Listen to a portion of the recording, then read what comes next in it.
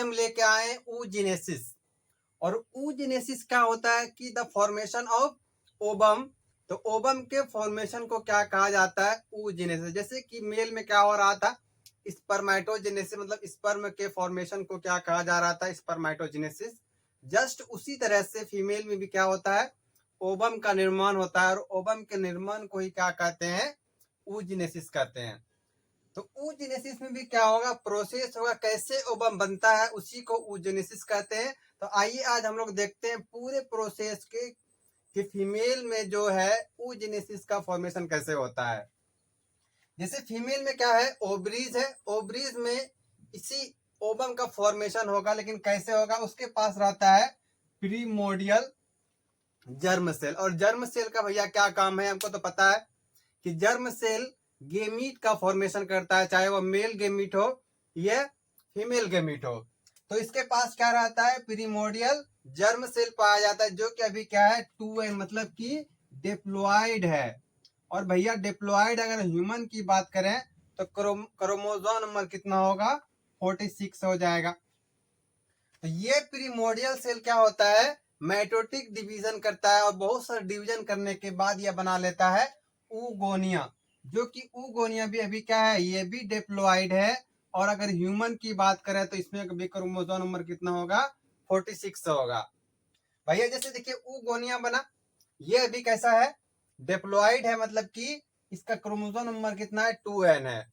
तो oogonia ये फिर से माइटोटिक डिवीजन करके क्या बना लेता है? Primary oocyte। और प्राइमरी oocyte यहाँ पे प्रोफेज में 1 में आके ये अरेस्ट हो जाएगा। अभी आपको समझ में आ जाएगा।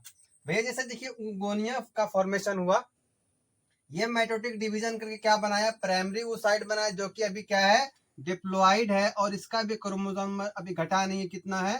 ह्यूमन में 46 सही है। भैया ये जितना भी काम हुआ, प्रीमोडियल सेल से oogonia बना, oogonia से प्राइमरी oocyte बना। तो ये जो प्रोसेस वो ये कब हो गया? बर्थ से पहले। मतलब का अगर बेबी क्या है? फीमेल है, तो उसके बॉडी में ये सारा काम कब हो गया? बर्थ से पहले ही सारा काम हो चुका है, इतना प्राइमरी oocyte तक। और भैया ये प्राइमरी oocyte कहाँ पे आके रुक गया है? प्रोफेज 1 में आके ये रुका हुआ रहेगा। और कब तक रुका रहेगा? जब तक कि प्यूबर्टी नहीं आ जाता है। चलिए नेक्स्ट चलते हैं। जब प्यूबर्टी आता है तो उस समय क्या होगा? मतलब इधर ऊपर क्या था हमारा? जन्म से पहले, मतलब बेबी जन्म से पहले ही क्या था? उसके अंदर ये प्राइमरी oocyte बन के तैयार है। और कितना प्राइमरी oocyte बना? 2 मिलियन प्राइमरी oocyte बनता है, लगभग 2 मिलियन। और बर्थ के बाद एक भी क्या होता है? प्राइमरी oocyte एड नहीं होगा। यहां से क्या हो जाए? लॉस होना स्टार्ट हो जाएगा। और हर मंथ में क्या होता है? एक ओबम का रिलीज होता है। चलिए उसको हटाइए अभी।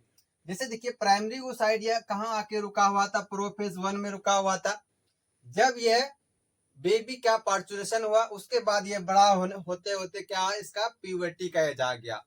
भैया जब ये प्यूबर्टी का एज आएगा तो ये जो प्राइमरी oocyte है, ये मियोसिस डिवीजन 1 करके क्या बना लेगा? Secondary oocyte। भैया जब ये मियोसिस 1 करेगा, मियोसिस 1 डिवीजन करता है, तो ये क्या हो जाएगा? इसका क्रोमोसोम नंबर 23, मतलब कि एन हो जाएगा। ह्यूमन में कितना था? 46 था डिप्लॉयड, तो हेप्लॉयड कितना हो जाएगा? 23 हो जाएगा। तो ये क्या प्राइमरी oocyte से क्या बनाया? सेकेंडरी oocyte बनाया। और सेकेंडरी oocyte के साथ साथ फर्स्ट पोलर बॉडी का भी निर्माण हुआ। भैया ये जो है सेकेंडरी oocyte जो बना, यही क्या बनेगा? ओबम बनेगा। लेकिन ये कब ओबम बनेगा? जब तक कि इसके पास कोई स्पर्म नहीं आ जाता है, तब तक ये सेकेंडरी oocyte मतलब मेटाफेज 2 में स्टेट रहेगा। कब तक रहेगा स्टेट? मतलब कब तक रुका हुआ रहेगा मेटाफेज 2 में? जब तक इसके पास कोई स्पर्म नहीं आ जाता है। अगर भैया मान लीजिए इसके पास कोई स्पर्म ही नहीं आए, तब जब अगर इसके पास कोई स्पर्म नहीं आता है, तो ये सेकेंडरी oocyte क्या होगा कि नेक्स्ट मंथ में जब मेंस्ट्रुअल साइकिल स्टार्ट होगा, उसके साथ ये डिजनरेट कर जाएगा। तो भैया आपको एकदम इजी वे में समझ में आया होगा कि फीमेल में क्या रहता है? ओवरी है, ओवरी में प्रीमोडियल जर्म सेल है, जो क्या है? अभी डिप्लॉयड है। प्रीमोडियल जर्म सेल इसको माइटोटिक डिवीजन करता है, और दो भाग में बहुत सारे क्या बनाता है? oogonia बनाता है। oogonia भी क्या है, डिप्लॉयड है। अगर ह्यूमन की बात करें तो क्रोमोसोम नंबर कितना हो जाएगा, 46 हो जाएगा।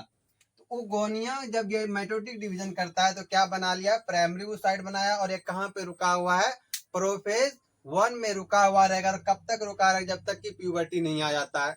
और ये जो काम हुआ oogonia बनने का और प्राइमरी oocyte बनने का, ये कब हुआ था, बेबी के पार्चुरेशन से पहले, मतलब वो एम्ब्रियोनिक स्टेज में ही यह सारा काम हो गया है। लेकिन मेल में ऐसा नहीं होता, मेल में प्यूबर्टी होने के बाद स्पर्म का निर्माण होता है। उसके बाद क्या हुआ कि आफ्टर बर्थ होने के बाद जब प्यूबर्टी का एज आया तो ये प्राइमरी oocyte फिर से डिवीजन करके क्या बनाया, सेकेंडरी oocyte बना लिया। और सेकेंडरी oocyte का सेल क्या होगा, अब हेप्लॉइड है, क्योंकि मियोसिस डिवीजन हुआ है। और ये सेकेंडरी oocyte मेटाफेज 1 में अरेस्टेड रहेगा। तो भैया आपको एकदम क्लियर समझ में आया होगा। हम स्पर्मेटोजेनेसिस भी पढ़ाए हैं, उसको आप देख सकते हैं प्रीवियस लेक्चर में।